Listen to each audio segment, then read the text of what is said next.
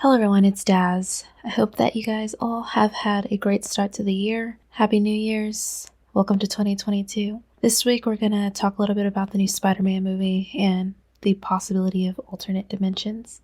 We'll get into it after a message from our sponsor. It's the perfect time to prepare for the next big crisis. That's why we recommend stocking up on emergency food from My Patriot Supply. They're America's #1 preparedness company with millions of happy, well-prepared customers. Their food lasts for up to 25 years in storage. It's an insurance policy you can eat when you need it. It will be there. And right now, you can save $50 on a 4-week emergency food kit. This kit provides breakfast, lunch, dinner, drinks, and snacks, totaling over 2,000 calories a day. Every family member should have one of these. So go to preparewithdaz.com and save $50 on your 4-week food kit. So this is a spoiler alert, in case you haven't seen the movie and you plan to. I did go ahead and see Spider-Man Far From Home, and I really enjoyed it. I thought it tied together the previous franchises quite well, and it opened up the idea of the possibility of alternate dimensions or universes. Now, while most say it's from a science fiction, they did throw reference to the string theory. I'm going to go over it from a couple of articles, talk about the possibility of such a thing being possible, and then how magic ties into all this. According to Symmetry magazine, string theory proposes that the fundamental constituents of the universe are one-dimensional, rather than point-like particles. What we perceive as particles are actually vibrations in loops of string, each with its own characteristic frequency. String theory originated as an attempt to describe the interactions of particles such as protons. It has since developed into something much more ambitious, an approach to the construction of a complete unified theory of all fundamental particles and forces. Previous attempts to unify physics have had trouble incorporating gravity with the other forces. String theory not only embraces gravity, but requires it. String theory also requires 6 or 7 extra dimensions of space, and it contains ways of relating large extra dimensions to small ones.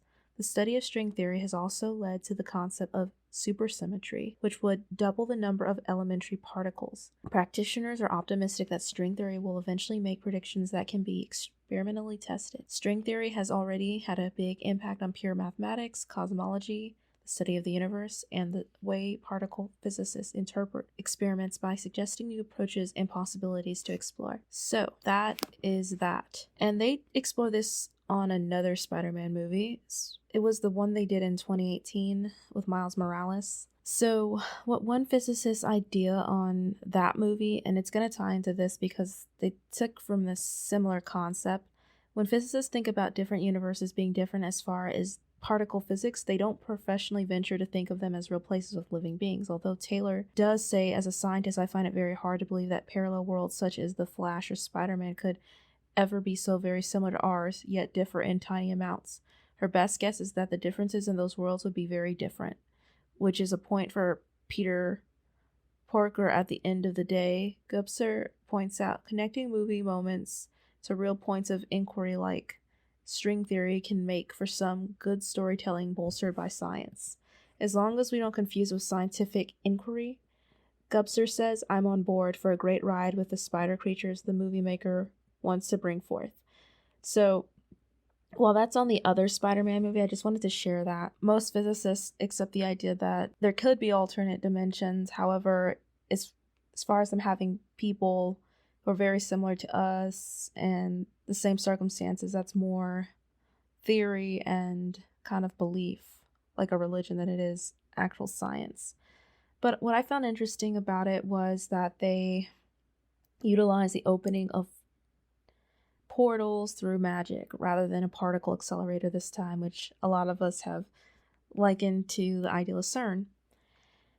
I believe that what was also fascinating was the fact that when Doctor Strange went to change the outcome for Peter Parker, because originally he wanted to make everyone forget that he was Peter Parker except for his girlfriend, his aunt, and Happy and his best friend. But he kept asking Doctor Strange after he put together a spell, and eventually it brought all of these other Spider-Man's villains into his world, as well as later on the other Spider-Mans came into this Spider-Man's world. I do think that when people are doing magic, and today we're in a time where dabbling in the occult is more popular than ever because people are into manifestations, into warping reality and bending the universe. So it's not too much to fathom that such a thing couldn't be taking place. I don't think someone has the power to bring a bunch of people from other dimensions into this world, but I do think that Hollywood